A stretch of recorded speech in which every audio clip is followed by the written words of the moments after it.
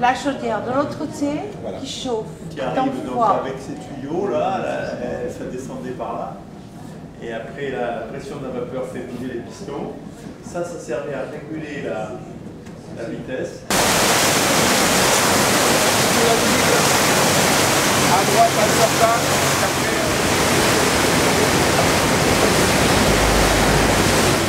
après la fermentation, le wash, comme le bière après la fermentation, environ 7%, 8% alcool. En anglais, il s'appelle le wash. So, le wash sur la bière, il était pompé dans le premier alambic et un feu était allumé à la base avec la tourbe. L'alcool s'évaporait à une température inférieure à celle de l'eau. Il se séparait du wash comme le vapeur. Il venait à travers le tuyau et condensé. Puis, il était pompé dans le deuxième alambic et encore pour 3 fois. Le whisky Connemara. Le Connemara, très spécial en Irlande. Le Connemara, comme le whisky en Écosse, avec la tourbe, le Connemara. So, plus fumé le whisky Connemara.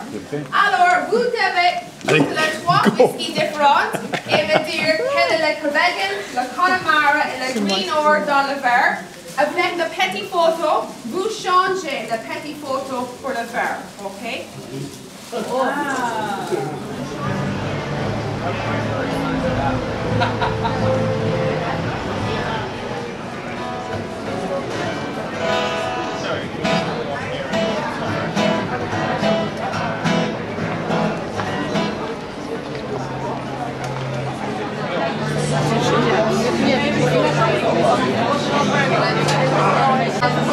Attends, regarde.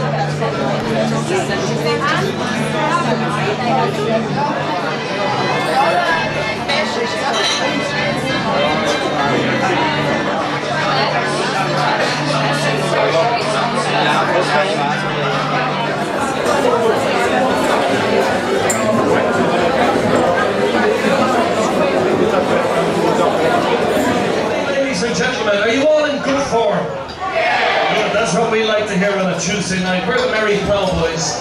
We're going to be singing the songs of Dublin for you tonight, the songs of Ireland. We'll sing a few songs you know. So please remember to join in with us for those songs, especially the choruses. We'll sing a couple of songs you don't know, but that doesn't matter. The worries from my brow. I loved you well today, and I loved you more tomorrow. If you ever loved me more, you love me now. It was the only life I knew. It was sad and lonely.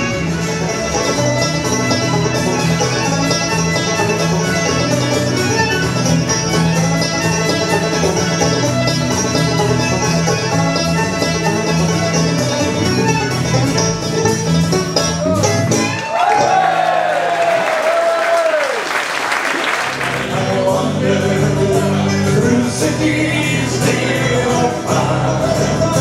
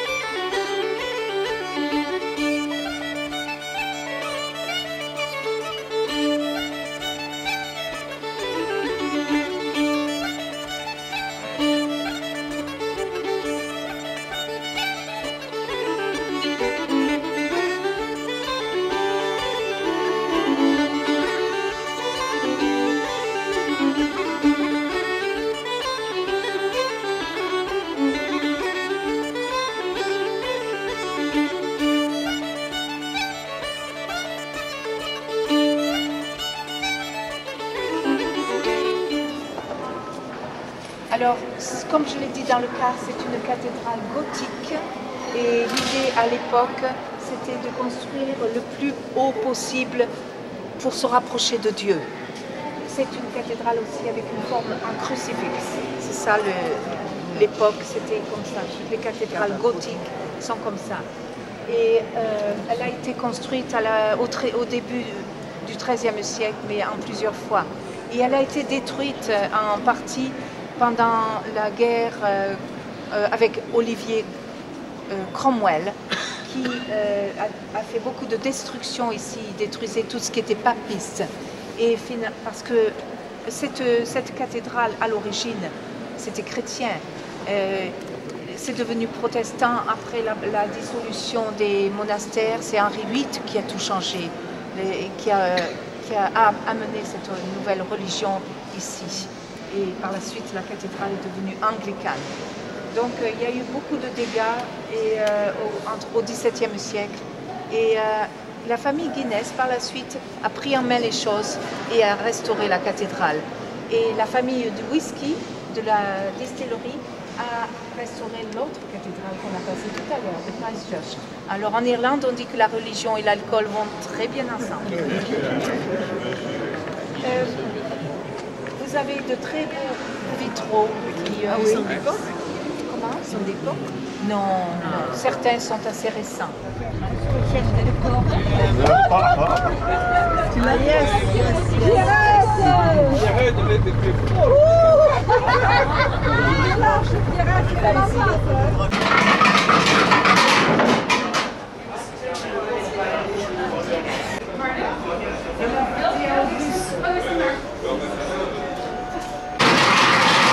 c'est malin ça.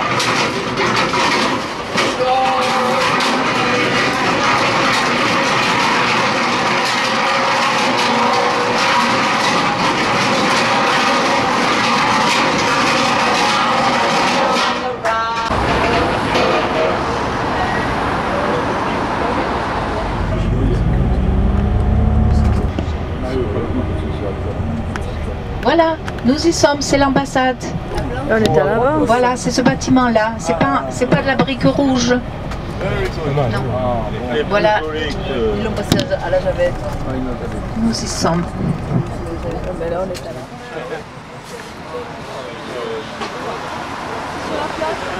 Ça va? Comment allez-vous? Très bien. Bien. Bonjour à tous. Merci. Approchez-vous. Venez écouter Benjamin pour la deuxième fois. Ça pas suffit. Soyez les bienvenus à l'ambassade. Merci. Vous allez voir qu'elle est plutôt jolie, c'est un des plus beaux bâtiments d'Irlande. Donc, un petit café, vous serez reçu par le chargé d'affaires. J'espère que vous avez bien profité de ces quelques jours. Très bien.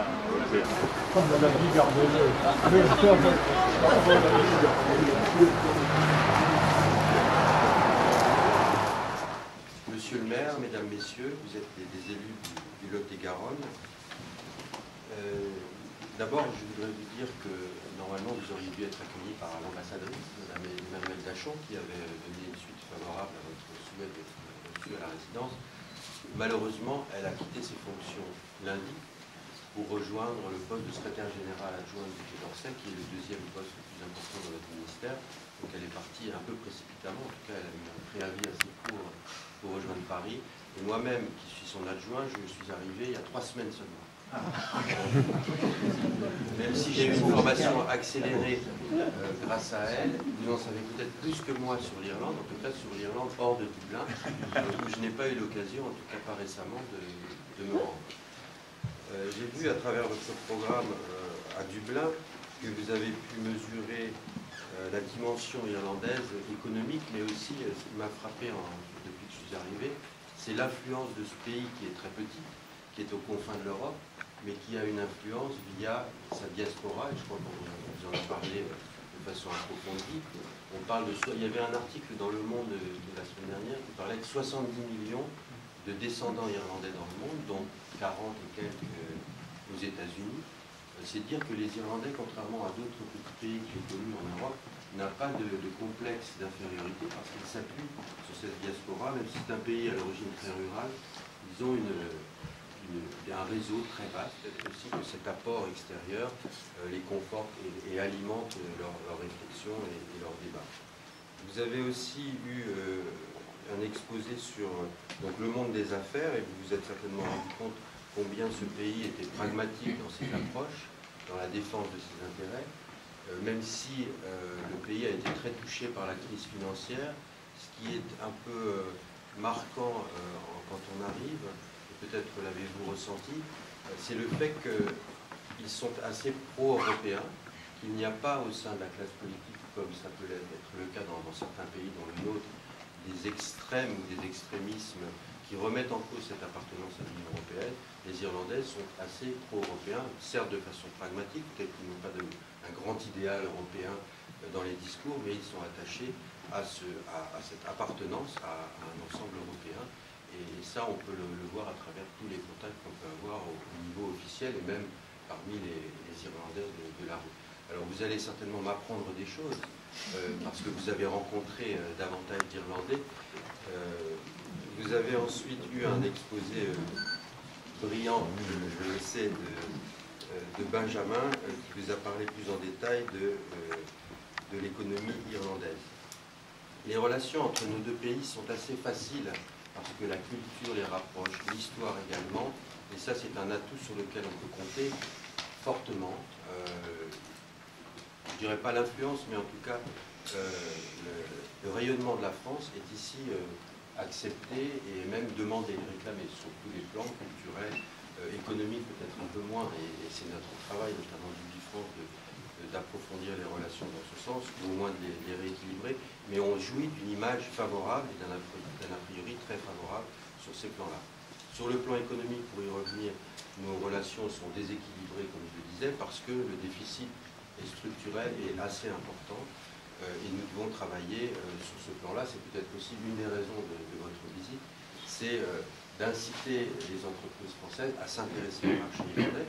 Il y a beaucoup d'entreprises françaises qui l'ont fait et qui ne sont pas déçues. Il y a un marché dans plusieurs domaines, pas seulement l'agriculture, mais aussi l'industrie, et pas seulement pour des raisons fiscales. Il y a aussi un marché réel pour nos investisseurs et pour nos entreprises. Peut-être qu'après votre visite, celles du Lot et Garonne seront davantage intéressées parce que vous leur vendrez ce marché. Ce que je me propose de faire, si vous voulez bien, c'est de vous donner la parole peut-être, et puis d'essayer de répondre à vos questions, à la fois avec Benjamin, qui est là depuis plus longtemps que moi, et ma collègue, qui est peut-être, qui est Marianne Ziz, qui pourrait répondre à des questions plus institutionnelles, où je crois que vous aviez une préoccupation sur la politique des collectivités locales, territoriales, qui est beaucoup plus férue que moi, et je m'en excuse, mais vous avez compris que ce serait mieux qu'elle réponde elle plutôt que moi. Et en tout cas, je vous remercie pour votre présence aujourd'hui. Très bien.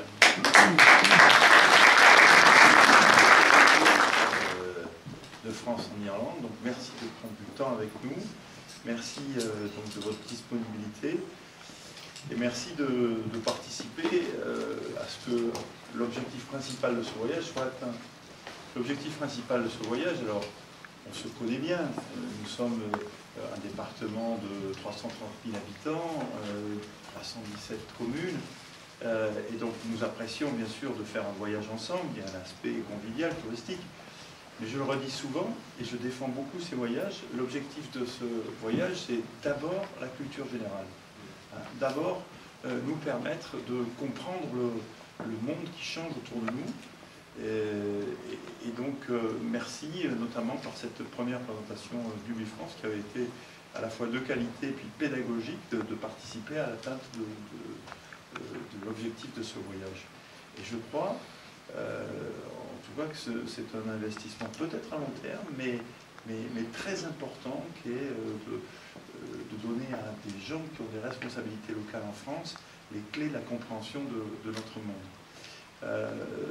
Je voulais vous dire effectivement que nous on a apprécié ce voyage, et lorsque vous dites que la relation entre la France et l'Irlande est facile, c'est vrai qu'on l'a senti un petit peu comme ça. On l'a senti un petit peu comme ça, alors sans vouloir faire de l'histoire de comptoir, nous venons d'une région qui a été envahie par l'Angleterre. Alors c'est un subterfuge, puisque le roi d'Angleterre a séduit Aliénor d'Aquitaine. Et s'en est suivi une longue occupation. Agen a été anglais pendant plus de 150 ans.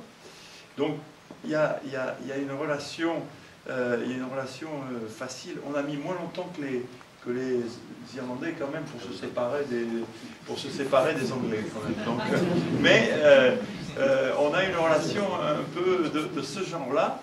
Je t'aime moi non plus avec les Anglais. Et puis beaucoup de choses nous rapprochent, notamment cette culture identitaire, le rugby bien sûr. On n'a pas de problème à comprendre leur passion pour le football gaélique ou pour le rugby. On cherche à comprendre comment un pays de 4 millions d'habitants nous bat une année sur deux au rugby, nous qui sommes un pays de 65 millions d'habitants, donc ça pose une vraie question sur la sélection de l'équipe de France. Voilà. Mais voilà, donc on voulait vous dire qu'on a senti cette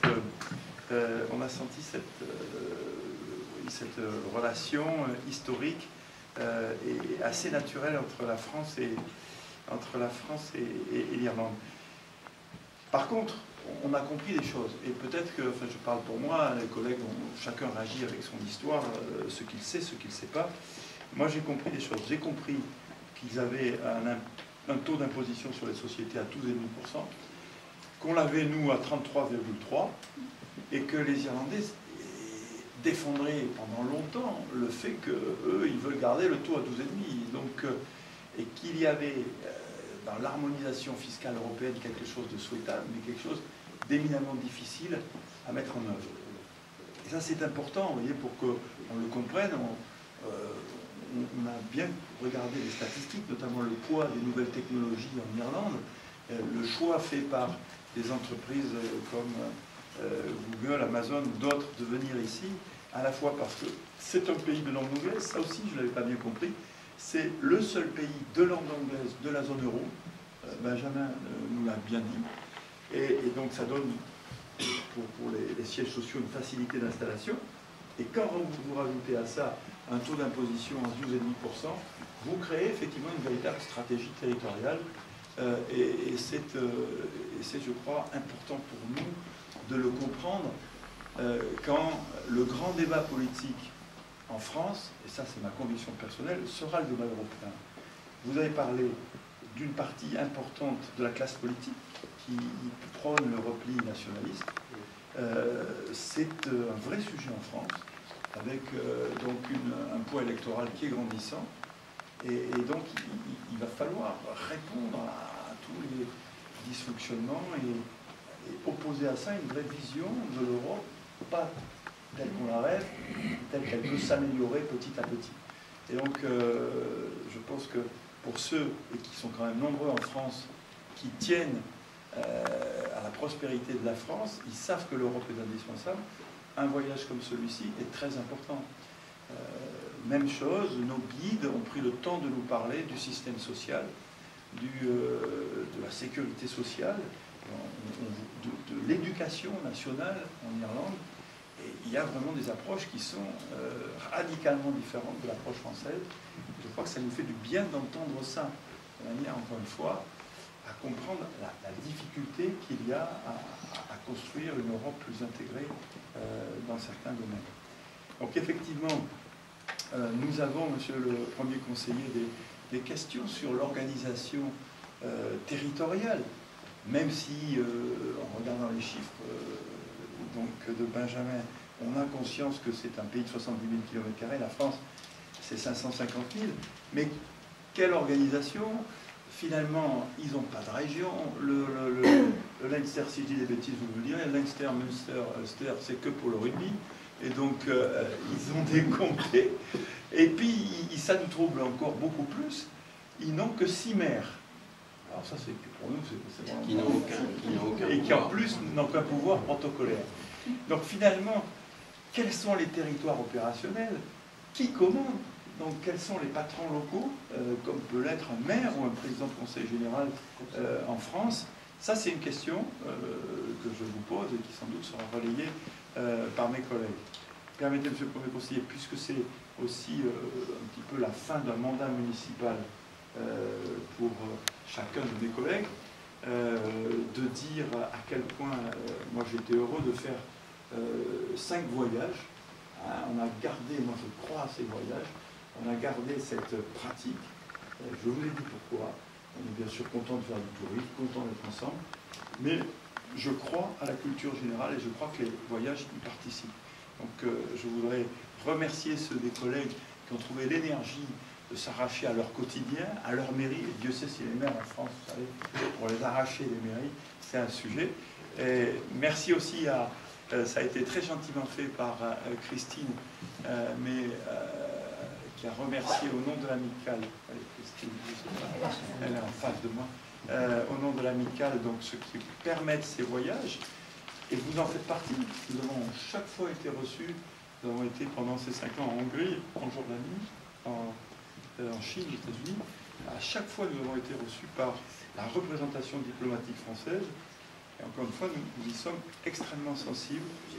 Mais pour nous, venir ici, surtout quand la maison est si belle et si bien tenue, monsieur l'ambassadeur, c'est quelque chose de très précieux. On donne des petits cadeaux. Alors, donc, petit cadeau en retour, c'est la médaille de l'amicale des maires du Lot-et-Garonne.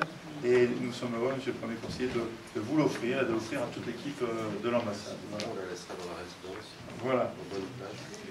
Alors ensuite, pour vous-même, nous avons les pruneaux de l'amitié, parce que nous sommes, donc, vous savez, premier producteur mondial de pruneaux,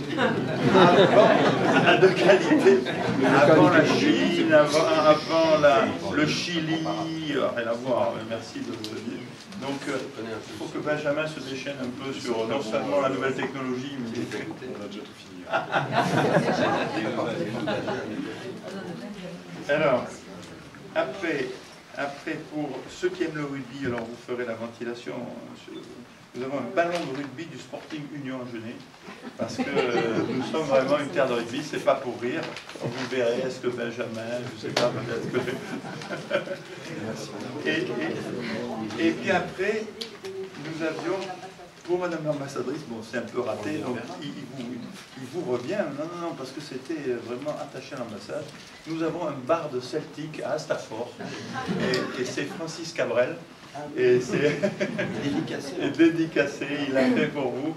C'est monsieur le maire d'Astafort qui est là-bas, qui est allé voir Francis Cabrel, qui est une de nos stars, et qui avait fait pour l'ambassade voilà. Comme non, c'est dédicacé à l'agent, on lui enverra, et elle sera ravie. Voilà. Et puis nous voulons vous offrir la cravate de la ville d'Agen, qui est quand même la capitale du Lot-et-Garonne. Je l'oublierai. Voilà. Peut-être la première question, c'est-à-dire quelle est vraiment l'organisation territoriale. Nous, on est structuré en France avec, vous le savez, région, département, intercommunauté, communes. Qu'en est-il pour l'enseigner? Donc, bonjour à tous, je m'appelle Marie-Aziz, je suis des questions politiques intérieures et d'affaires européennes en Irlande. Donc, pour répondre à cette question, je pourrais prendre une image. Vous avez parlé de l'écharpe du maire. Donc les maires irlandais ont beaucoup moins de pouvoir que vous tous, mais par contre ils ont tous une chaîne en or, c'est comme ça qu'on les reconnaît au 14 juillet, parce que chaque année ils changent, ils sont élus en fait, au sein du conseil municipal par leur père, ils sont cooptés et ils ont une fonction qui est essentiellement de représentation et honorifique. Et la structure, pour répondre plus directement à votre question, est celle en fait de la town et du borough, donc les petites villes. Ensuite il y a des cities, des grandes villes, qui sont en nombre limité, ensuite les comtés. Mais on est aujourd'hui au début d'une grande réforme de l'échelon local en Irlande, qui a été initiée à la fin de l'année dernière et qui devrait prendre effet en 2014 pour remédier un peu à la situation actuelle, parce que quand vous posez la question de qui décide, eh bien c'est en fait plutôt le Parlement et le gouvernement. Parce que l'échelon local est démuni, il n'a pas d'autonomie financière, il a peu de pouvoir discrétionnaire, donc c'est l'État qui lui délègue en fait de l'argent pour son fonctionnement, ce qui veut dire que les ministères en fait, à Dublin sont impliqués dans la prise de décision, et donc ça ne permet pas des réponses adéquates dans tous les cas. Il n'y a pas d'autonomie fiscale. Non, il n'y a pas d'autonomie fiscale. Il y en a eu, et l'idée c'est d'en rétablir une avec l'introduction de la taxe sur la propriété, une sorte de taxe foncière, qui n'existait pas jusque-là, qui va en fait être introduite au niveau national en juillet de cette année, ça a commencé, Et à partir de l'année prochaine, il y aura une part de cette taxe qui sera dévolue à l'échelon local. Et ça va s'accompagner aussi d'une meilleure organisation. On supprime les échelons des petites villes et des espèces d'arrondissements. On ne garde que l'échelon en fait, du comté. Et on va passer donc de à peu près 1600 conseillers locaux à 900 conseillers locaux. On va passer de à peu près 140 structures locales, c'est-à-dire communautés locales, à un peu moins du quart. Et il est prévu... Oui, un peu moins du quart, ouais. Et on va, en fait, puisque la seule structure sera le comté, donc on en aura une trentaine, et on va les comtés plus les grandes villes, et on va donc, comme ça, économiser, enfin le gouvernement actuel ici l'espère, 420 millions d'euros. Donc quand vous voyez les affiches sur le Sénat à 20 millions d'euros, il y a une très grande réforme qui est en cours, mais bon, pour l'instant, elle est en cours, elle n'est pas encore aboutie. Elle va passer. Non, on ne peut pas dire aujourd'hui si ça va passer. En tout cas, la volonté politique est là. L'aspect ressources fiscales est voté. Donc la part de la taxe foncière qui sera dévolue aux collectivités locales, ça c'est acquis. La réduction du nombre de conseillers, c'est acquis. Après, la réorganisation, si vous voulez, de tout ce qui est structure d'appui, donc vraiment service administratif des collectivités locales, ça prendra plus de temps. Et puis l'idée est de donner à l'échelon local un rôle dans la gouvernance économique du pays, c'est-à-dire de leur donner un rôle d'impulsion pour attirer les investissements, favoriser le commerce. Donc pas d'existence institutionnelle des trois régions, Ulster, Leinster, etc. Zéro. Alors là, zéro existence. C'est des régions, on va dire, traditionnelles en fait, qui sont plus des régions culturelles. En fait. Culturelles. Et donc on passe directement du gouvernement national aux 26 comtés. Il y aura 31. Voilà. Ouais. Enfin 26 comtés de la République. Et puis donc on aura 5, on verra a priori 5 cités. 5 villes. Et pas d'autres petites communes, non? Il y aura pas. Non, alors ce qui se passera, c'est que ce qui se passait pour les petites communes ou les arrondissements, c'est que les conseillers locaux des comtés, en fait, vont se réunir par petits groupes pour s'occuper d'une zone particulière. Voilà, il y aura des réunions spéciales pour des c'est comme ça que la réforme est pensée. D'accord. C'est un grand changement. Et quand vous dites autonomie financière d'une part de la taxe foncière qui sera dévolue aux communes, les communes pourront fixer le taux sur cette taxe. Le taux est déjà fixé dans la loi, c'est-à-dire que par exemple jusqu'à 1 million d'euros, la taxe au niveau national c'est 0,18%. Et les communes pourront fixer 15% des 0,18%. C'est-à-dire qu'ils auront une marge des 0,18% qui pourront aussi fixer à la baisse pour attirer s'ils veulent des... Est-ce que ce sera une fiscalité additionnelle, c'est une imposition supplémentaire pour les administrés? Eh bien, s'ils décident de faire 15% en plus, oui. Une nouvelle taxe. Il n'y en a pas une autre qui disparaît, comme en France. De toute façon, au niveau national, cette taxe foncière est une nouvelle taxe. C'est un gros changement.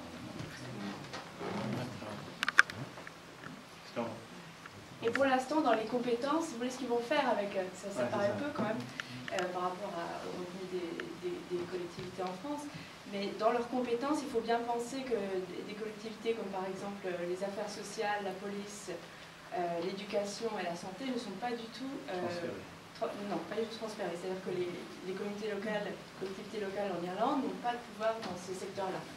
Elles ont des pouvoirs très limités. En fait, même sur les écoles primaires et maternelles,